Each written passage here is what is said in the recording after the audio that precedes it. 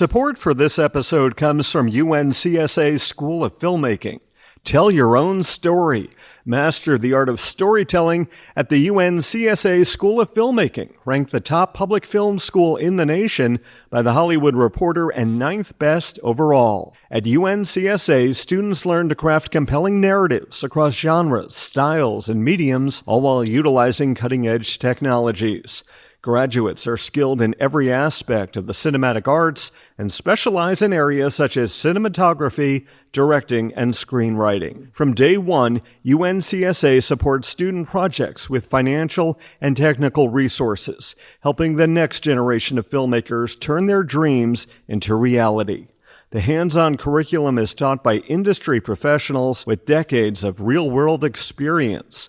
And every day is a networking opportunity with guest artists like Oscar-winning actor Troy Kotsur and Disney screenwriting legend Linda Wolverton. Filmmaking graduates go on to excel in their fields, becoming innovators, leaders, and creative forces in the industry, like Danny McBride and Jeff Nichols, or Emmy award-winning sound designer Will Files. Unleash your creativity. Visit uncsa.edu/filmmaking to start your journey.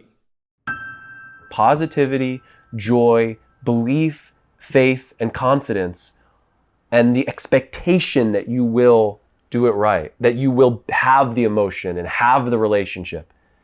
That is the foundation of my whole sensibility. Even if you're not religious, you have to develop a pure and open-hearted, almost religious faith that every time you get to do this, even if it's in the context of an audition or a self-tape, it's holy. Filmmaker Magazine presents Back to One with Peter Rinaldi. Peter Vack is an actor. I sat down with him at his home in New York City to talk about the work. Do you have a typical way that you like to begin your preparation process when you get a new character? Like, is there a first step that you take to kind of wrap your arms around this new person? No, it is different every time. That's an interesting question because, I feel like I get jobs one of two ways. And there's a third way that I've yet to get, that a job's yet to come to me. And it's really is the way that's reserved for like the upper echelon. So I either get a job after so many auditions and proving myself. And so at that point, after the audition process, I've already basically done a rehearsal. And I've proven not only to the casting and the directors and the producers that I'm the right person, but also to myself. Yeah. Then the other way is a direct offer, which does happen in like the independent sphere. And usually I'm being offered roles that I really understand why they're offering me the role. Like it's either very close to something I've done before. It's in no way a stretch. I think there's this third category that is I would love to experience. And it's a very rarefied space where you're being offered many things and in many different kinds of roles. And they're not exactly in line with the things that you've been typecast as, and that is really that would be really interesting because I think then those are the actors that get to really curate their filmography. Most of us don't. We're either lucky enough to be typecast over and over again. Actors lament typecasting, and I have absolutely been in that mode of sort of like, oh wow, I can't believe I have to play another abusive boyfriend. But it's also a privilege because so that means you're getting cast and it's valuable. And then the first way in is very exciting because that usually means you've won a role that's somewhat out of your reach. I've done that on television and in larger films, and that's very exciting. So why I bring up the process of getting it is I feel like the process of getting the role really does determine how I work on it. A lot of the times you arrive on set already having discovered something about the character. You mean in the audition? In the audition process. Yeah. But yeah, there is no real, I have no set way And also, sometimes you really don't know how you're playing a character until you're on. If we're talking about film, theater's a different beast, and I did a lot of theater as a kid, but most of my professional work has been in film and television. So I mostly will be speaking to that experience. But I think a lot of actors, I think there's this anxiety that actors have where they're like, okay, I need to do all this intellectual, good boy or girl academic style homework before I get to set. But I think the more with each passing year that I am an actor, the reality that you really don't know what you're doing until you are there almost days in is clearer and clearer. I mean, when I was younger, I did do a lot of like good acting student teacher's pet style work, but it would either somehow interrupt my instincts, or I would get to set and the physical reality, because it's like I do teach acting, and this is something I'm always telling students in the class, that like this is not something that happens in your mind based on what you rehearsed. This is not something that happens on the page. This is really something that's happening for the first time, hopefully, in a space in front of others. And so to that point, like, you can, say you're playing, a romantic role, and you can do so much. You could challenge yourself to do so much homework, imagining all these moments that you had together, and writing backstory. This is stuff I don't even I don't do this anymore. I think it could help some people, but it doesn't really help me, because I used to do this sort of thing, and then I would find that it all felt so brittle and hollow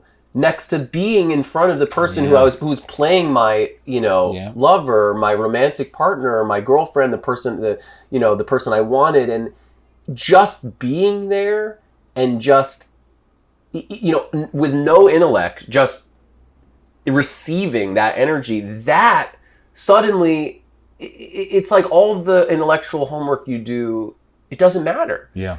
I think that it's different when I think I could hear actors sort of saying, but what about? I'm like, okay, I agree. It's different if you have to come up with an accent, you have to come up with some sort of disability, or playing a real person, playing a character. But more and more, that's not even asked of actors anymore. Yeah. So I agree. I think certain things you have to actually practice, like dance, and that's a whole process, and you're lucky if you get to do that. But the interpersonal stuff, more and more I find you can't really plan it. You have to just be open, and you have to take it all off your collaborators, your scene partners. And it's about the relationship you're developing with them in real time. And the best results are when what you are doing as an actor is almost like this, it's almost like the cream you're just scraping off the top of like all this like milking you're doing of being really with them on set, being friends, being involved in some real relationship as people.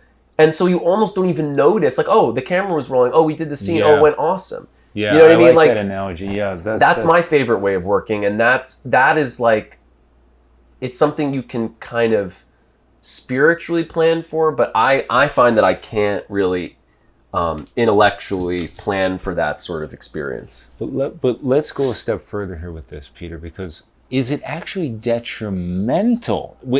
You're establishing that it's almost useless, but is it detrimental to actually plan for some things in some ways? You know what I mean? Or to actually prepare in the ways that you're saying, if it's going to weigh you down or not make you more in the moment.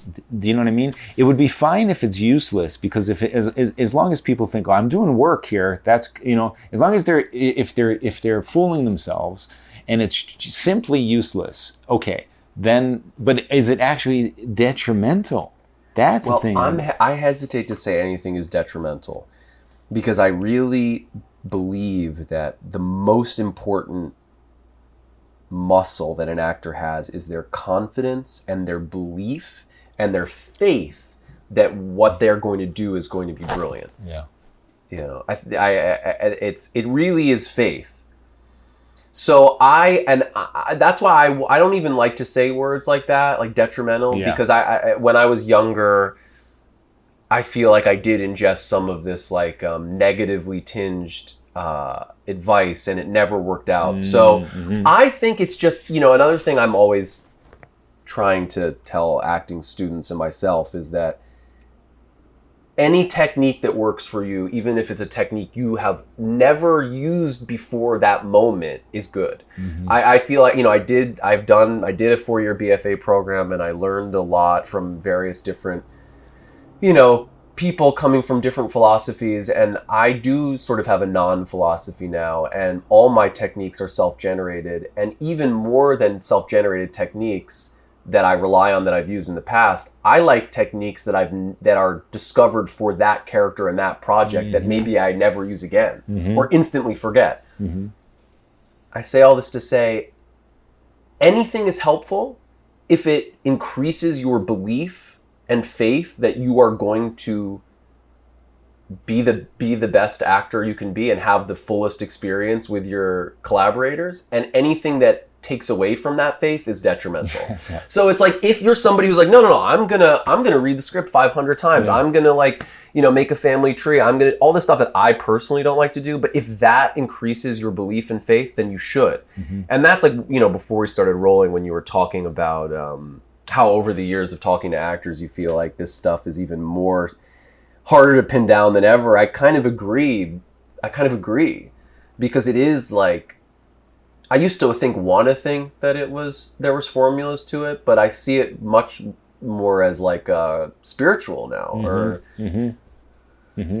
But there must be at this point. And maybe it's good to talk about this now. We can talk about how you got here in a second, but there must be certain elements that you need on the set in order to stimulate the necessary things inside you in order to get in the moment. Do you know what I mean?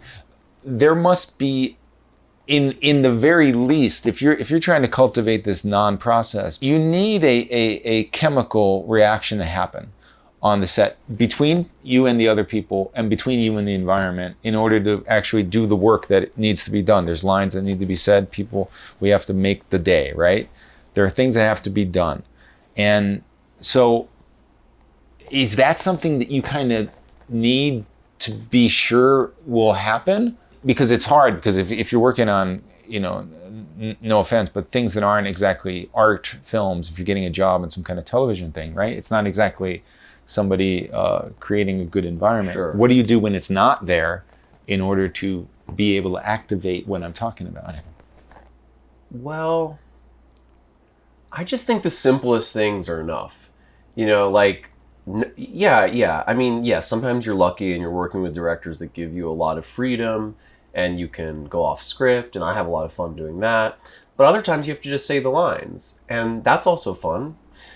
I just feel like the circumstances are enough. I feel that usually, even if it is something that we're going to classify as like not art, it could just be fun to, play the guy at the club, if you're playing the nameless guy at the club who's like hitting on a girl, that's enough. That's a very, like, I think actors sometimes get into this like wrong way of thinking where they make certain experiences of acting very holy and others very unholy. Yes. And I think you really transcend when you realize that it's all very fun and all very worthy of your whole self. The classic example would be like playing, a guy in a fedora #2 at the club hitting on the main character who never comes back is very lame. And playing Hamlet is very holy. But I don't think that way anymore. And it's not just because I've yet to be asked to play Hamlet. It's because I think that is the mentality that will allow you to play both brilliantly. And there's some real profound beauty to be wrung from both the most like throwaway banal, like, day player style characters, and it that could be equal to the greatest roles in the canon. So I just feel like it's like about removing all of your hierarchical thinking and your intellectual thinking and just trusting so much in your ability to pretend. You know, I just feel like it's so simple when you remember that when you were a little baby, you know, could imagine that your action figures were actually dying and weep. You know what I mean? And we're all those people still. Does that make sense? Yeah, it does. And then there are very, very personal things that I think if it's not working for you that you can employ. Like, you know, I almost don't want to reveal it because I don't want it to like lose some of its power for me. But like, I know sometimes when I'm like not feeling something on set, I will imagine that there are people around me that really inspire me, literally in the room. And even right now I'm feeling something when I think about that.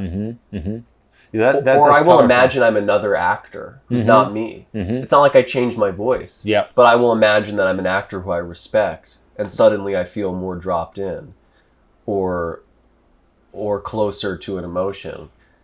Well, that could be hugely powerful because but all this stuff you only can do this if you feel relaxed and playful. Yes. You know, if you're gripping and you're I think that I see so often actors. There's this feeling that there's something to do right, or they respect too much what it is to be an actor. They don't. They're too invested in it being good. Yeah. And so, what do you do as a director when you have good people that you're feeling are holding too tightly like that, or do you just not cast those type of? No, I mean you could. Everybody, even the best actors, can always. Yeah, that's the thing. I think people is really would shock people is that the best actors, if you were to look through all their takes, you could see a way of cutting them. They would make them seem bad. Yeah, and that's no disrespect to any of the best actors. That's all of them. That's really true. Yeah, and so I think it's of course, when you're casting, you have to make sure you're working with the best people you can. Again, it's all very different. Sometimes I get there with people if they're struggling with a lot of takes. I will sometimes embody the energy I think I want them to have. And sometimes that is shocking enough that it brings them there. You know, I think that's something that is really hard for directors who see themselves as like, you know, I work with directors, even really good ones, that I just think are they're not willing to like look silly or dumb or like intense or grotesque. And also now there's so much anxiety around like, oh, you know, a director's in a power position. They're like a boss. Like they can't they can't do maybe they're going to harm an actor. Maybe they're going to transgress on set or like, you know, post all the movements that have like made things safer for people. It also sometimes I see it inhibits directors from, you know, being on the field with you. And I think, and as a director, I'm very much in the field with the actors, and I see that bring results. And conversely, I will be on set and see a director almost scared, like you said, scared of me, scared of doing something that is going to be misinterpreted as a transgression, as like a problematic gesture. But those transgressive, problematic gestures, in quotes, are not always actually that. They're like the sculptor actually getting their hands dirty in the clay. Yes. So I think that it's harder than ever to do that, and it's kind of like falling out of fashion. But I do think that as a director, I want to be in the game. Mm-hmm. And I think sometimes the best way of shaking up an actor into away from sort of tension is to just, you know, embody the energy somehow through your direction. Mm-hmm. And do you think that is only coming to you because you're an actor? Do you know what I mean? Are there other directors that you think do that aren't actors too? Or know how to do that fully? Let me think. I think it's rare. I think that's really rare. Yeah. I think, I'm trying to, it's very, very rare. Yeah, usually when that happens, the director is also an actor. You know, I have on set literally, if I need someone to be bigger, shouted their line and said something like, "You do not let me be louder than you," and that's effective because it actually is engaging someone's very primal competitive element. Not, I wouldn't do that with every actor.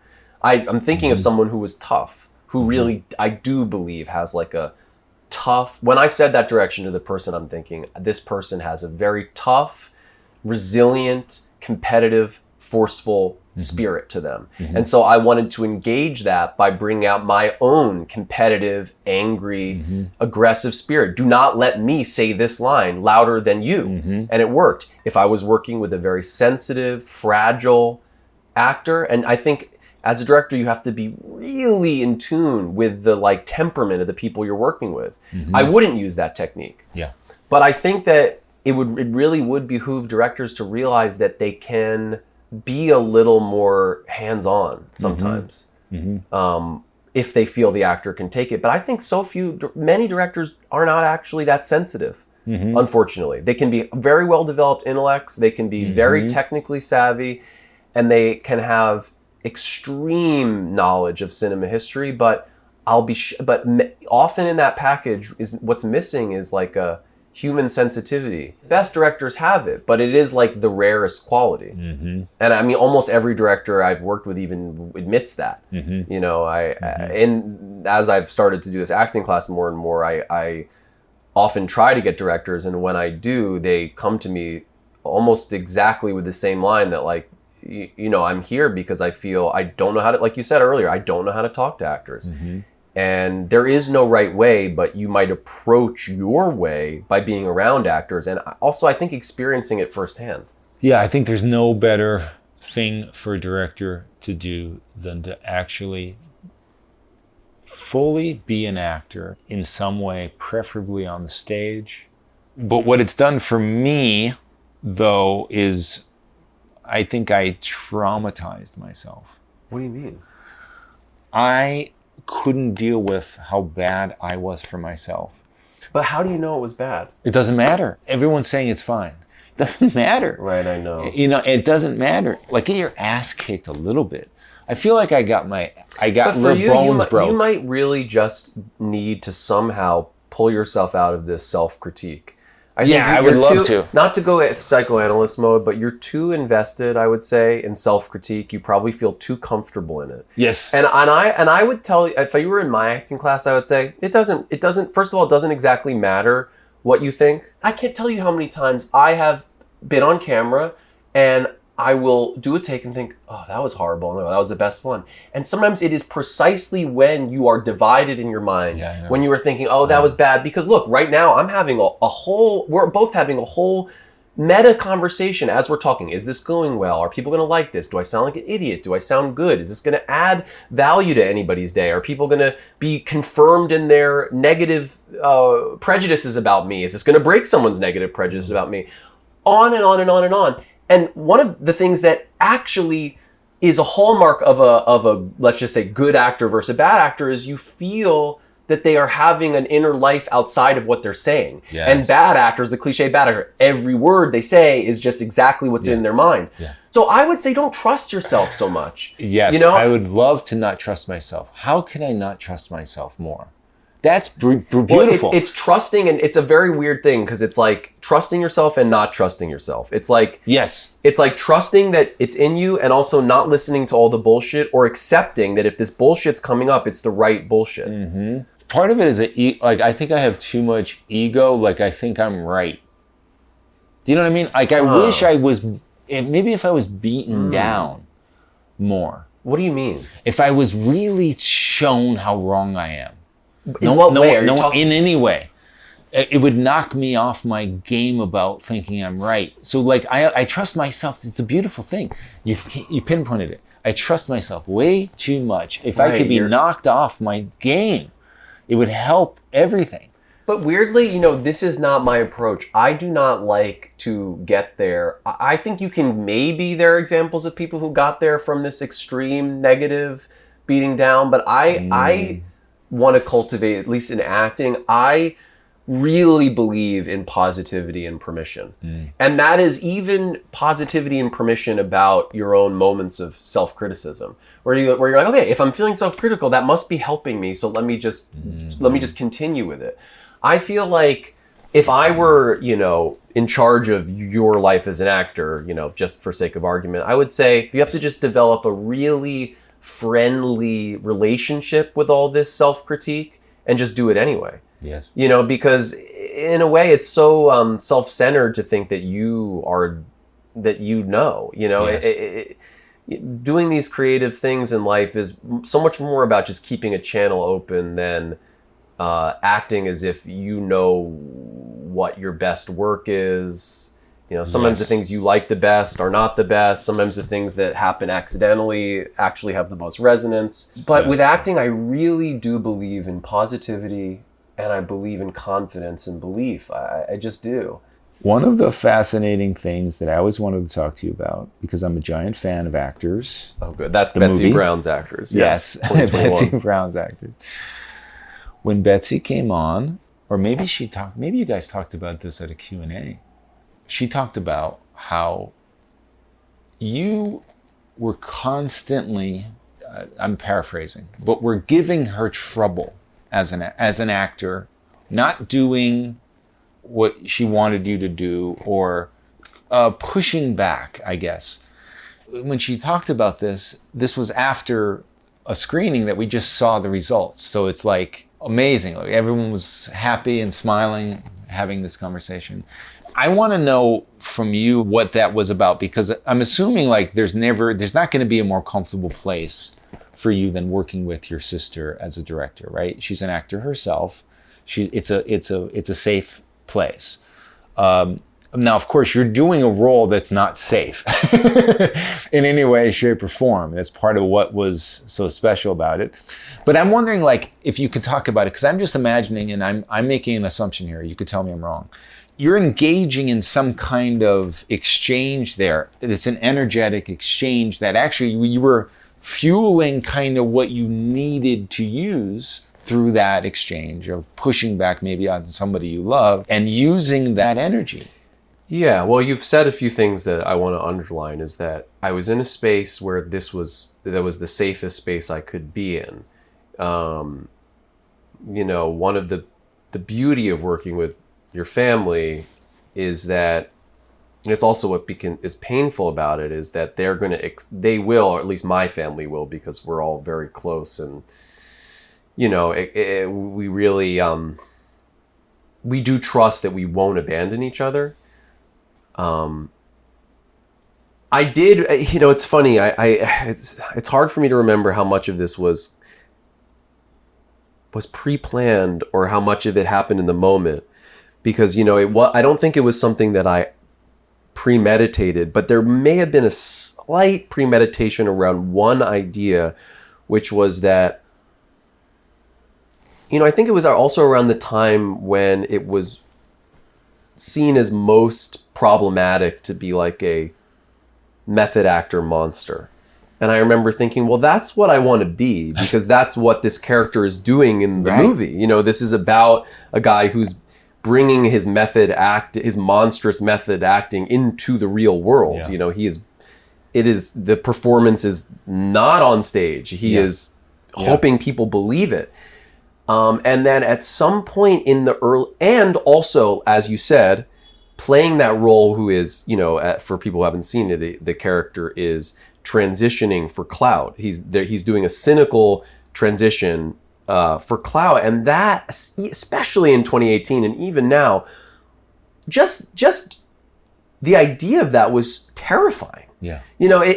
It made me, Peter, who was playing a character called Peter Vack, it also made me, the character, and me, the person, feel very vulnerable, because people in the real world hated that the movie existed.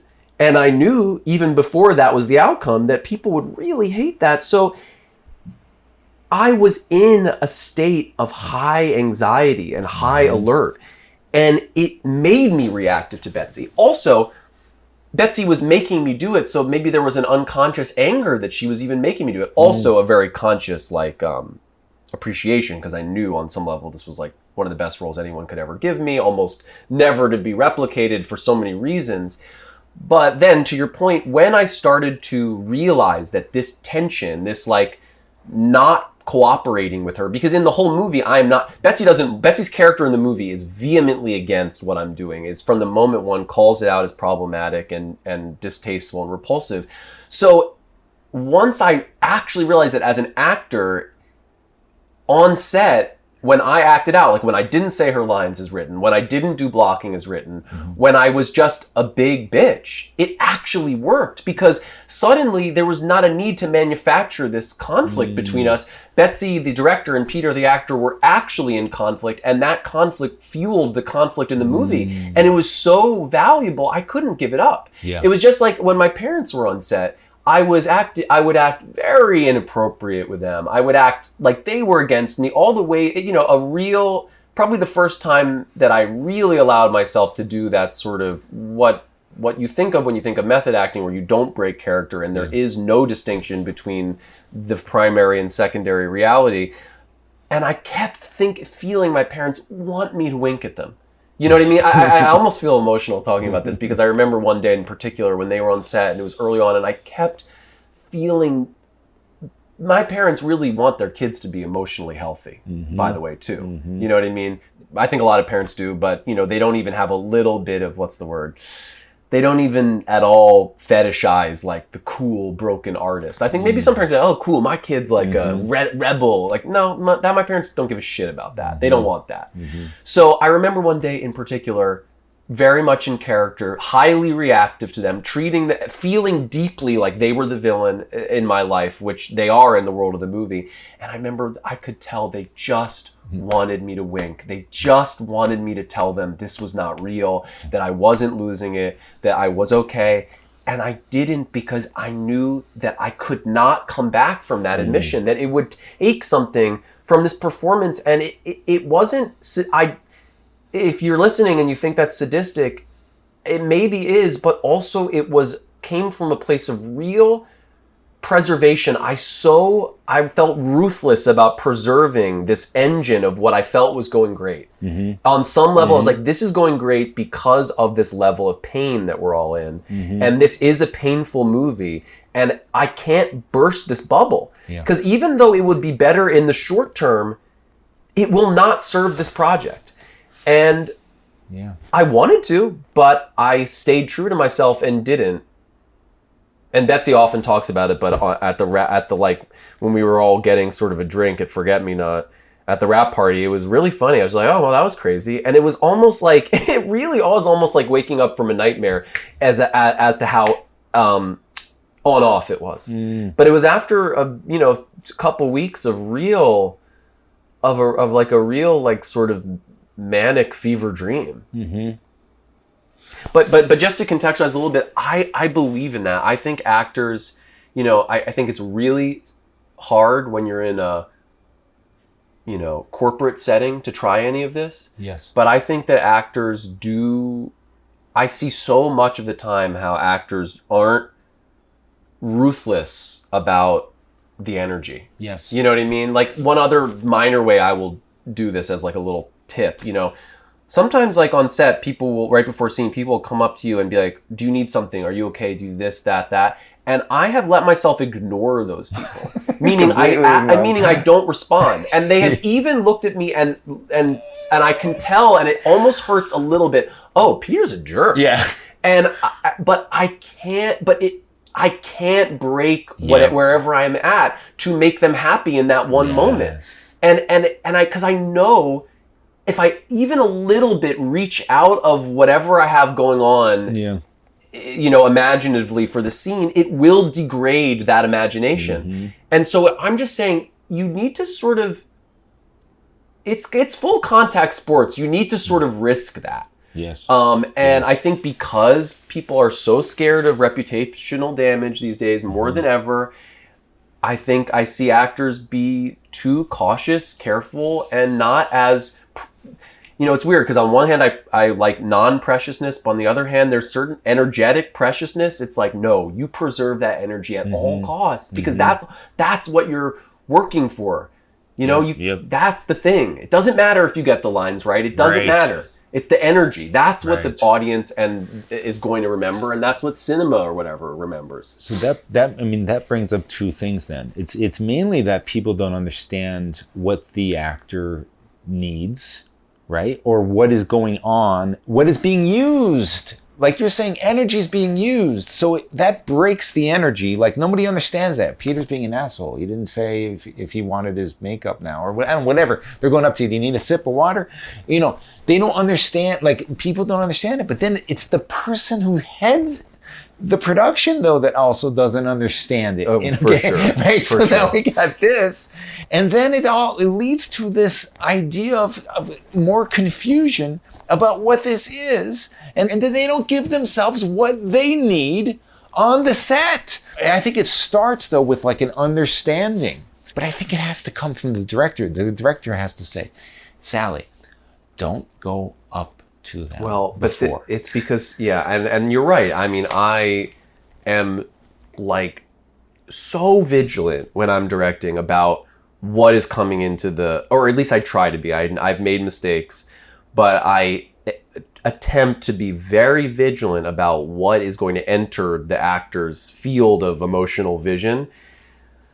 But I think most directors, and it like we said, going back to a point we've now made a dozen or so times, it's because they don't have a first-hand understanding of what it feels like to be inside of it. So they don't realize that someone coming up to you and asking whatever the 100 different questions are someone could ask an actor right before a scene, they don't understand that that's something they should protect you from. Or that as a director, their job is to be very conscious of when that should happen and when it shouldn't happen.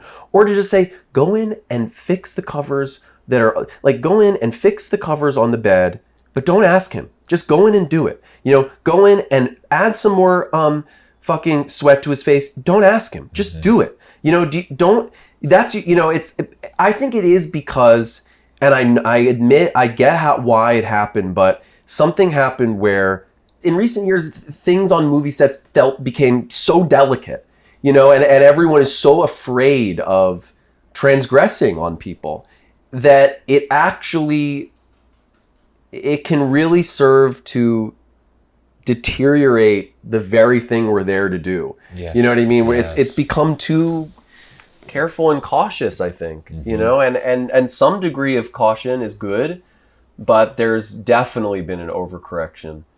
And also, it's also because everybody's job is so different. That I think one of the hardest things about making a film is that everyone's job is so not just different functionally, but emotionally. And that's the thing that I think very few people understand, but you really get it when you're an actor. Because like I'm just thinking about, you know, a movie that's never come out, but where the whole time I was like being tortured, you know, literally tortured, not emotionally, but literally. And, you know, for the person who is fixing the chains on my ankles, this is a very non-emotional job. Yeah. You know, and for the person that's, you know, for the gaffers that are tweaking the lights, it's a very unemotional job. So there's a huge disparity between the state I'm in and the state they're in. Yes. And I think that's one of the hardest things about directing and filmmaking is that some directors understand it but surprisingly many don't. Yeah. They act like I have been with directors who really feel that regardless of what they've told the actors to do, that their job is a very technical job. And I think the orchestrating of emotions and the like protecting energies is so vital for a movie to go well, but it's rarely done because everyone's actually in a different world emotionally. Yes. But you know what I'm saying? Yes. But then what happens with actors who feel, and they've talked about it on this show, that it's the part of the job as the actor to deal with all of this lesser awarenesses and work within that and say, oh no, I could do that. I pride myself on being able to work in this bullshit of not getting what I need. Because you have to. Actor rarely gets what they need. And they cultivate this existence of thinking that the work is fine, that I'm doing it, I'm able to do it. And well, I agree with that. Instead of making it stop or speaking up, saying hi. Finally, I don't even know if they're aware of it. The actor is like so in chains that they don't even know they're chains anymore. They think it's part of the work. Well, you're right. That's true. But I also, for the record, I agree with this feeling that the highest level actor, I also pride myself on that. I also feel that I am impenetrable in moments. Like it suggests and offer to actors listening to this that you can get off on, oh my God, this is awesome. Like everything around me is conspiring. They don't realize it, but everyone on set is conspiring to make my performance bad. And guess what? It won't be bad. And so that's like a deep seaman's trick though. Meaning like that's like right. That comes from like thousands of hours on the boat where you're just like, no, nothing could make me seasick. Yeah. And I could tie this knot drunk and bleeding to death. Do you know what I'm saying? And that's the real pirate's way. And I think that comes from cultivating, like I keep going back to, confidence and faith, where you can be on one of these huge TV sets and it is the most sterile, non-emotional, like corporate, fearful environment you could ever imagine. And they want you to break up with your girlfriend and have the most tender moment, and you get off, and like just the way that a stuntman gets off on knowing that they can jump their motorcycle over 100 cars, you get off like in front of 10,000 people. You get off knowing, hey, I can do that too. And almost the distance between that energy out there and your energy inside is part of what fuels it. But that's something that you get. I want to just offer to people listening that's possible, and it can fuel you, but you have to just believe. But I think what you're saying is also true. The best stuff, the best films, things like Betsy Brown's Actors and the like, come from a real holistic thing where the director is willing to put up with a monster diva because they know it's actually the core of the film, you know, and there is permission given, and people are, you know, willing to see things that in another context would make them go to HR. Yeah. But it's very delicate. You have to, as an actor now, know where you have your permission and where you also need to be good. But I think in those places where you quote unquote need to be good and don't have permission, I'm in no way saying that you can't do the same kind of work. Do I have an exact formula for how? No, I think you find your own formula in you, and your own formula in you is discovered in the petri dish of confidence and belief. Yes, that's a good way to put it. Was this the first time that you directed something that you weren't in www.rachelorman.com? It was the second time. My first short film, Send, starring Julia Garner, which is kind of where the concept for this movie began, I wasn't in. And I was in Assholes, but yeah, I guess what's funny about Assholes is that I remember when we were in pre-production for it, you know, there's so much to do as a filmmaker in pre-production for a feature. I remember like, oh God, well I have a really small part. I don't need to like, I'll just learn the lines. And I was like, oh shit, I guess my part's a little bigger than I thought. I had a blast. To anybody who thinks that acting and directing is not, acting for yourself is not fun or doable, I just disagree. I think it was so fun. It was so doable. If you trust your DP, if you trust your collaborators, there's nothing quite like, that's what we were talking about. When I was talking about directing from within, you know, directing, being a player on the field, not like the, you know, commentator in the whatever skybox. I don't know anything about sports, but you guys understand. You when you are an actor in your own film, that's all you do. Because if I was directing the scene and I wanted it to get tense, all I would need to do is bring in some tension. You know, then suddenly the intellectual, verbal way of sort of explaining that, it's not necessary because you can just enact it. And there were so many times on Assholes when I did that. With Rachel Ormond, www.rachelormond.com, I never had a role I wanted to play, so it never was in the cards. And it was, I'm happy, but what's the question? Well, I'm just wondering, like, was this an entirely different experience to just be helming something and not have to worry about that as an actor? Well, and then most how did of that the change experience in my other films, I was not acting, so it wasn't brand new to me. things? And also there was many more moving parts in Rachel Ormont, so I was never, I never felt I needed to be in front of the camera, although I did perform a secret scene that will one day probably be out there. There was a day where the movie uses some green screen, and there was about like a 20-minute, I scheduled I think like an hour for something, filming green screen plates. Scheduled an hour for that, knowing that it would basically only take 20 minutes. And so I said to Barton Courtwright, my great friend and the great DP, okay, film these plates, film the green screen plates as many ways as you could possibly think, including the ones that we've already discussed. I'm going to go get into costume and makeup. And I got into, because there's a slight thread between actors and RachelOrmont.com where the character of Petra in the very beginning the character of Peter in Actors decides in the very beginning that he's going to play the title character of Rachel in RachelOrmont.com. And then I get my face reconstructed to look like Betsy. Yeah. You could read it that Betsy playing Rachel in RachelOrmont.com is Petra. Looks like Betsy playing the role as he said he would. Wow. So I put on the Petra wig.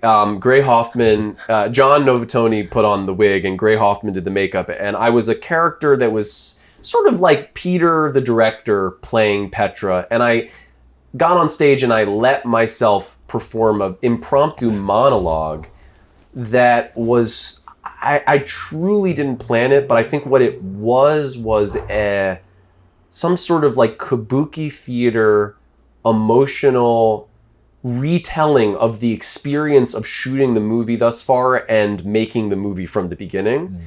And I think it was some sort of like, I don't know, almost like I've watched it a bunch of times, and I do hope to edit it into some B-side movie with all the there's so much extra footage from that shoot that is as compelling as anything that's in the movie, but just didn't work. So I hope to edit that into that. But I feel like it's some sort of emotional Rosetta Stone for the whole movie. I think I wanted to experience the level, because when you see that movie, and if you have seen it, there's a level of like constant hysteria that I wanted to achieve. You know, it's some of the detractors don't like that, but it was very intentional. This like, I never wanted the emotional register of that movie to even drop. And so I think I wanted to almost as like, I wanted to experience what I was asking, you know, because I guess I love acting. I wanted to experience myself what I was asking of all of the actors. So I did that. And it was very fun. And then at the end, probably the most beautiful thing that happened was I called cut, and the crew didn't cut. And I could cry because it was very emotional. They didn't cut, and it was such an amazing feeling, because when you're the director of a film, the worst thing that could happen is losing control of the crew.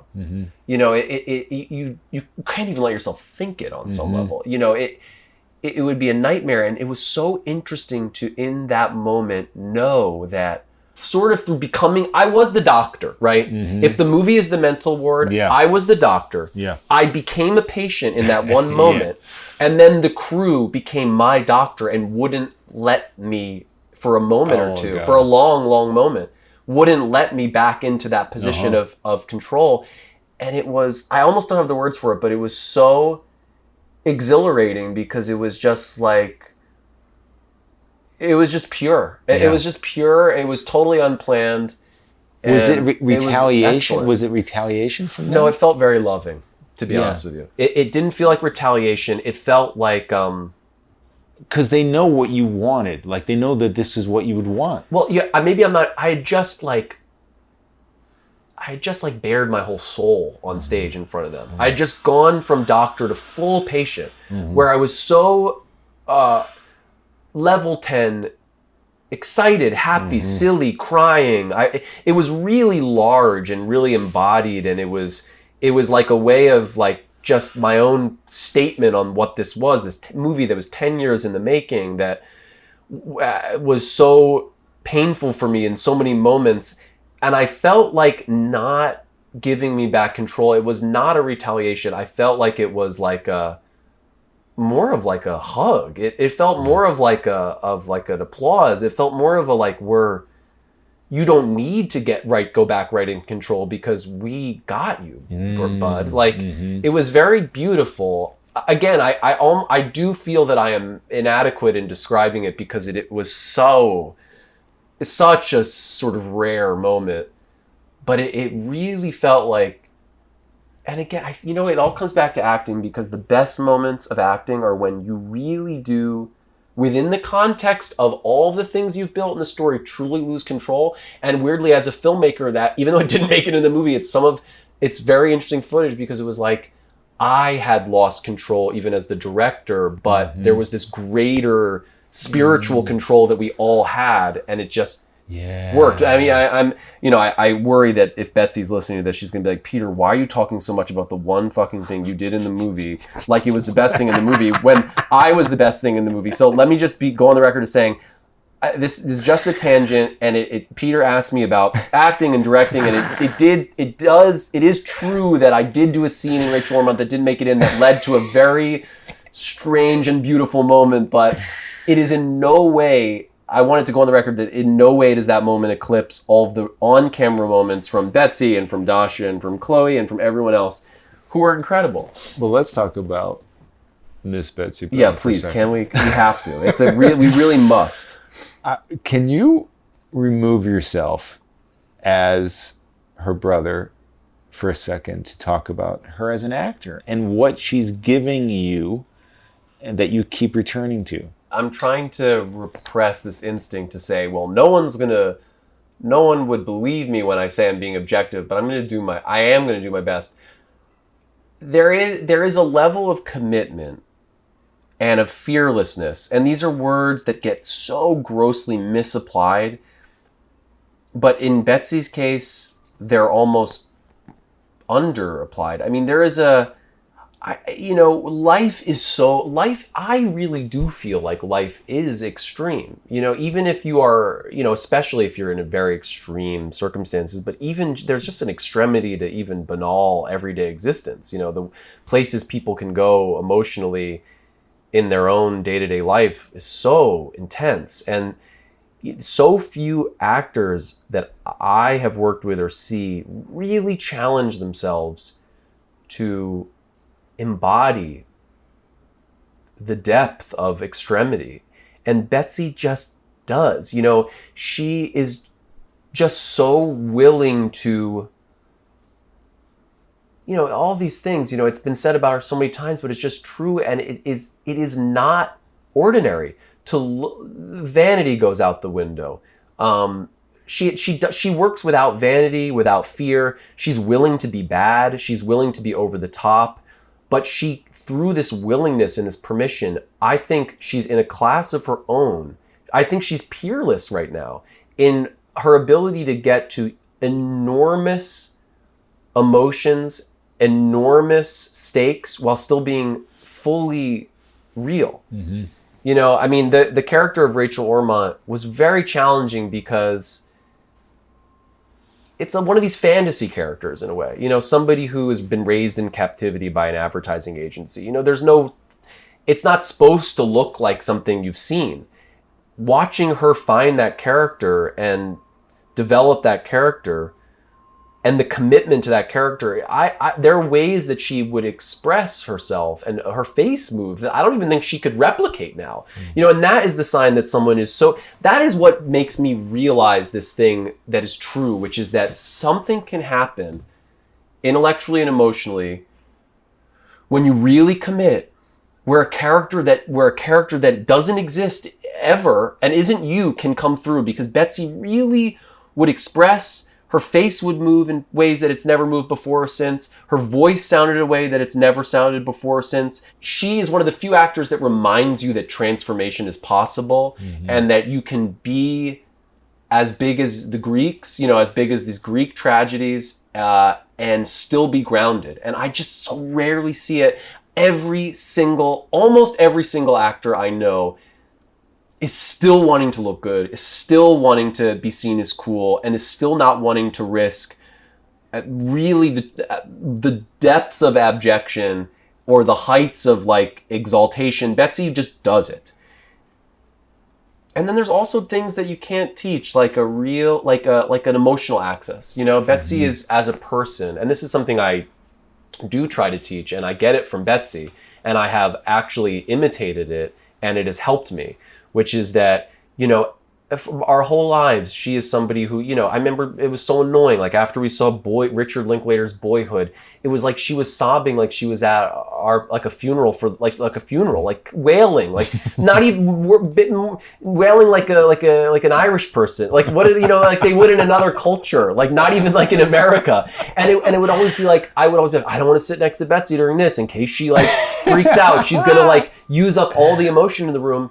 But it helps her in her work because she is so willing to let things affect her. Yeah. You know, and that is a thing that I think actors don't realize. I say this in my class, if you're just practicing your day-to-day, like socially acceptable all the time persona, it's going to be really hard when you want to show up to play Hamlet. It's going to be really hard when you show up to play any of the great roles. When, oh, wow, this audition, this guy gets a call and his mom has cancer. It's going to be really hard. So that's why I encourage actors to, even at risk of seeming kooky or zany, let things in. Really practice letting things in. If like the corny shit, if you see a commercial on TV that moves you, let yourself be moved. If you have a thought about something beautiful and true, let that move you to tears. Let things move you, because then it's like a way you can be emotionally at the gym. And I've seen Betsy do that. And it's like, that's why she can do a scene where she has to break down over and over and over again. And every single time it's real and embodied. And actors, you know, some actors are like, ooh, you know, I'm scared. It's a crying scene. It's like, since practicing that myself, I'm not scared. It's like, oh, an opportunity to let something beautiful into my heart and soul and express. Beautiful. That's awesome. Like, that's exciting and fun. But you can't practice only the I'm okay, I'm cool, I'm good, I'm an okay person all the time, and then expect to have this in your work. Right. And Betsy's a great example of, it's not, her practice as an actor is a very holistic lifestyle. And so I think if you like respect actors like that, like Betsy and other people that you feel are in that category, you have to take that on as a lifestyle. You know, I'm not saying go insane, but you have to risk your emotional security way more. And it's not just like negatively tinged. It's also like letting beauty in, letting it all in. Yes. That's what's going to bring you closer to that level of work. And you know, that is something I learned from Betsy. That is actually a way, you know, people say, well, actors can't practice or something, or it's this weird art. We have to wait until you're given permission to practice your art. But this is a great practice to have of making yourself better, just what you're saying. Because I think a lot of people, especially as the generations go on, there's more like, you keep cool, man. Like, you know, like you don't want to see somebody being too emotional. Wow, too much information, all this stuff that people have. Cringe. All this. And so they actually need to practice what you're saying now. Actually practice it and like ignite it. And I actually think some of the best practice you can do as an actor is outside of the work, is in your own life. You know, I think actors wait for acting class, they wait for the audition, they wait for the role, but you want to always be close to the thing that could allow you to play the great roles that you dream of. You know, and you can't just keep yourself at a simmer and then expect to boil when you need to. You just can't. I want to see if there's any other great credit I can give Betsy. The other thing I think that she really understands is I think she really is so open to people. She's so, you know, and when she's such a good, like, you know, and it's something I try, she's so open to others. You know what I mean? Like that, it's something that I'm always telling my students, like, you're going to find everything in your scene partner. You know, you do, like, even right now, I'm like, I wouldn't be here saying any of this stuff if it weren't for you, you know? Even though I have my, you know, yes, you could argue I have my own desires to seem, you know, to hopefully say things that resonate with people, or, you know, say things that maybe inspire people, or somebody who doesn't know me wants to like cast me or take my acting class. But that's all because you're here. You know, that's all because you're here and you gave me this opportunity. It's not actually happening in a vacuum. And I think that because there's like a insecurity and a desire to be special as an actor, you forget how much really your acting is about the people you're with. And Betsy's in life and in acting is very good at being with others. And I think when you increase your capacity to really be with others, you will find that your acting is going to elevate. What has teaching acting done to improve you as an actor? Or maybe the word improve is not a great one. Enrich, that's the one I want. Well, I was worried that it would hurt my acting at first. Why? Neurosis, pure, just a preciousness and a neurosis, that a neurotic quality that I've realized it's not true. It has improved. It's simple. It's, you know, it's also, it feels like it's improved. Well, I think it will improve my directing when I get around to direct again. When you see, you know, it's like, really it's what I just said. It's related to what I just said. One of the things that I think actors forget, the main thing they forget most of all, is that in a play or in cinema, very few things are mundane. You know, if you think, and I'm sure, whatever, maybe people out there disagree, but I'm going to stick by this. Very few things are mundane. You know, if you think you're just waiting at the bus stop in the movie, you're probably not. You know, you're probably about to do something that's important for the character. If you feel that you're just talking to somebody, you know, 9 times out of 10, there'll be a scene, and, you know, let's just, for sake of argument, it's between a man and a woman, and, you know, they're talking about something kind of like heady. Like, there's this one scene we were working on from I forget who wrote it. I think it was maybe Teresa Rebeck. I forget. But they're talking about, two characters are in a fiction writing workshop, and they're talking about, one character just got critique on a story that they really didn't agree with, and the other, it seems intellectual. And I remember, you know, for the first few passes, it's like, do these characters ever have anything romantic go on between them? And then it's like, yeah, it's like, so if there's not an element of flirtation, this isn't the scene. You know, it's like, you always in your acting need to think about what is happening between us, you know, that's not spoken. And again, it's tricky because sometimes you don't want to play that, but you need to let it in. Yes. And I see actors so much just play the first, just the surface level of what they're doing, and that's not theater, and that's not cinema, you know? And I will find myself sometimes, like, for example, I had an audition recently for, I very rarely get auditions for theater, but I had an audition for a play that's going to go up at the New York Theater Workshop. I do not think I'll get it, but it was to play a young rabbi. And the rabbi the whole play is about this Hasidic person who is trans, and they want to come out to their father, who's a very traditional older rabbi. And they sort of enlist their new, younger, progressive rabbi to help them. And so the scene I was given, this is a great example of it, and how my acting class helped me play it better. The scene was very dry. It's like these two men discussing a kind of like very niche Torah thing that I didn't even understand, actually. And the first few times I did the tape, I realized, oh, I'm literally just playing the intellectual first rung of it. And then when I added in, and there's a moment where like the trans person and the dad have a little argument, but about the Torah thing. And my character comes in and sort of settles it. And I remember thinking, oh, I'm not keeping in mind enough that I know why we're all here. And it's because it's not just to talk about the intricacies of this religious text, but it's actually because soon, I don't know when, there will be this reckoning where I have to like be a sort of emotional midwife for this character coming out to their father as trans.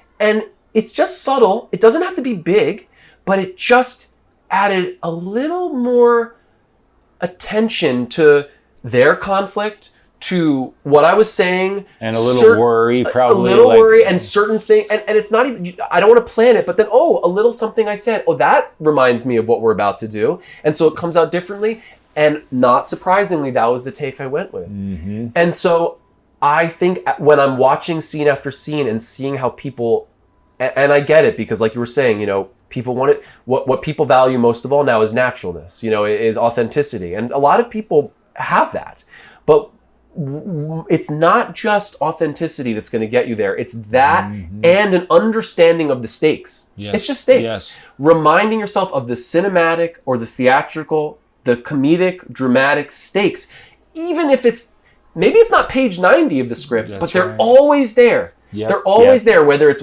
page 1, page 10, page 90, or page 110 of the script.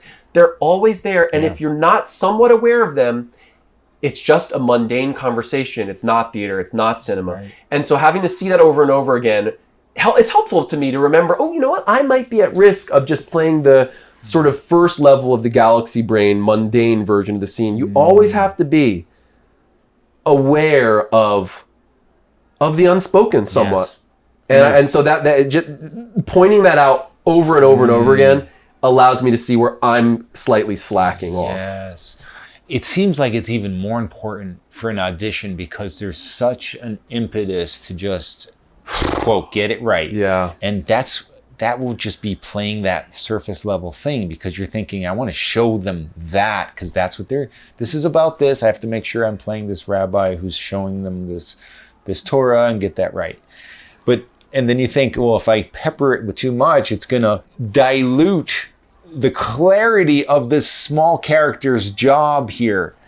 But peppering it with that actually deepens the moment. Yeah, totally. It's actually giving it more depth. It's not diluting it. Yes, and auditions, just everyone who's an actor out there gets this. They're so challenging because the script of an actor auditioning is just filled with things that are like emotional landmines, and I don't claim to actually fully have the way out of this, but I do want to acknowledge that all these beautiful things we're thinking about when we talk about acting on set, it's really fun, but the real hurdle is how to do the audition.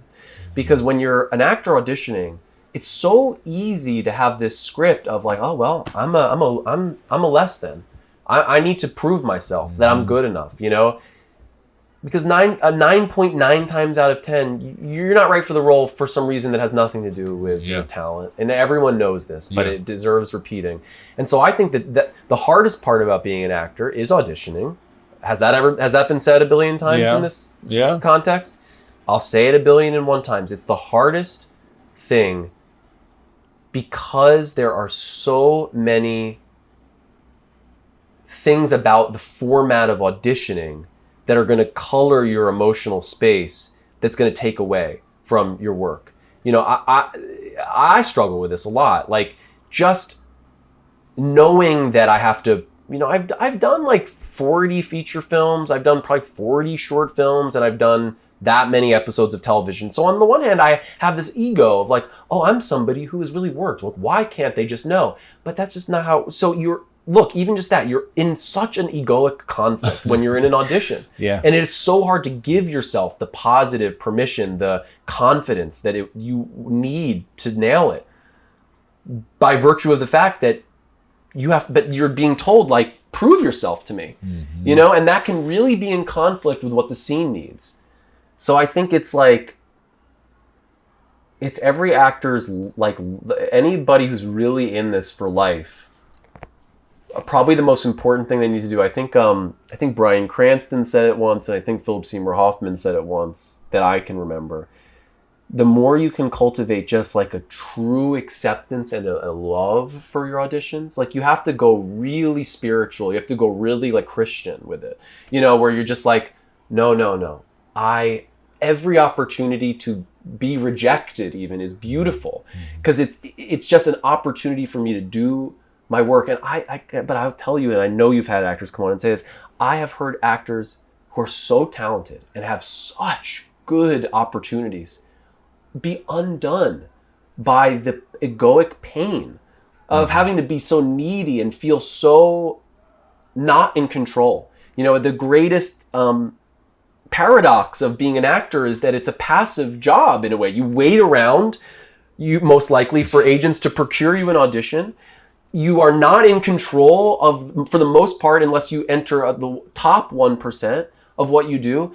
So you're in such conflict because you want to act. You feel like you have this great access or this great talent, but you're always having to overcome the reality that you are dependent and it is not in your control. And I wish I had like the perfect way out, but I think it's about a real acceptance and a sort of like a just like even if you're not religious, you have to develop a pure and open-hearted, almost religious faith that every time you get to do this, even if it's in the context of an audition or a self-tape, it's holy. Yeah. And it sparks joy. Yes. Because I really think joy, saying it again for like the 10th time, because I think it's just the most important thing I have to offer. Positivity, joy, belief, faith, and confidence, and the expectation that you will do it right, that you will have the emotion and have the relationship. That is the foundation of my whole sensibility. So finding that, even when it's a self-tape, and you know you're going to be one of 1,000 self-tapes, is the challenge. It is the hero's journey of an actor. You said that you actually enjoy acting in films that you're directing. And you haven't given yourself a great part yet. Are you going to give yourself a great part in a movie that you make? And what is up that you haven't? It's something I'm working out. I think what it might have to do with is that my impulse to be a writer and a filmmaker, if I'm being brutally honest with myself, comes from a bit of my anger that I have not yet been given, in my view, enough great roles by the establishment. So, and I'm not proud of this, but it is just, I'm doing my best to be really honest that so much of my own creative work is a bit of a reaction to a negative feeling that I have about quote unquote not being far enough along, or not having the opportunities that my egoic self thinks I should have. My more enlightened self believes they're coming, and it will happen. So I think that I have resisted doing what you are suggesting, which is the, Stallone, which is the Lena Dunham, which is the Woody Allen redacted, whatever, is because I have this almost like, I'm like, well, no, I want to be fully the god of this movie, and I'm not even going to give birth to myself as Adam. You're going to get new Adams and Eves. You will see that I'm not, and I think maybe it's a egoic thing of not wanting to in any way be seen as making my filmmaking. I want that to be seen as a pure impulse and not a needy actor's impulse. But you're not the first person to ask me, and people very close to me want this for me. But I will admit, even though it's slightly painful to admit, that I have resistance around it. Mm-hmm. And also maybe it comes from this childish desire to be chosen. It's really, here's the other thing. I got into this so young. I really don't even remember my life before acting. I started when I was 7, and it was one of those things of the world being like, you're talented, you're great. And so I admit that there are some things about acting for me that are childish and that aren't adult. And I think my insistence on being picked by the system and chosen and anointed by others is a childish impulse to like be fed by mommy and daddy, to be taken care of. And so it's harder and I developed my voice and my body of work now as a writer and a filmmaker as an adult. And so I think I've yet to integrate sort of my being a parent as a writer and a filmmaker, and being this sort of child, or this, the child needs to be taken care of and told what to do. And I think I still have some of that in me as an actor. And I think that's probably why, and I hope I'm articulating this well, why I haven't done this thing that I think to others feels like, well, why wouldn't Peter just write himself a good role? Why wouldn't he just do that? That would be great. Wouldn't that work? So I think it is a resistance. I think it's a childish one. And I think it's a bit of also about a stubbornness and an anger, and knowing that my creative drives outside of acting are, and I hate admitting this in a way because it maybe feels too vulnerable, but a friend of mine told me recently, it was just so obvious, that a lot of the themes in my work are about resentment that I haven't been recognized enough, which is, so, it's horrible to admit, but that is true. And I think I've been precious about that as being some sort of engine, and maybe I am unwilling to let go of it, because if I were to do what you suggest, maybe then I'd have to have some other engine, and maybe, but the beauty is, but the higher mind in me believes, great, you can always find a new engine. Don't hang on to energies, let energies evolve. But I think that is why I think I've been precious about withholding myself from the world of my own films, because I want to make some statement about who I am and why I'm doing this. And this is pure, and it's not just to self-aggrandize as an actor. And no, you need to choose me. Like, you still need to choose me. I still need a father figure, a mother figure in the business to come in and feed me. I'm not going to feed myself. Wine, cranky baby. That's, I think, what it really is. But I really don't want to persist in that mode, because I do see it as that it would be valuable for me to cast myself in something. It's a vain thing too, I think. I like looking at people who aren't me. You know what I mean? And one of the hardest things about seeing yourself in anything is that when you're acting, you have this idea that you've transformed more than you have.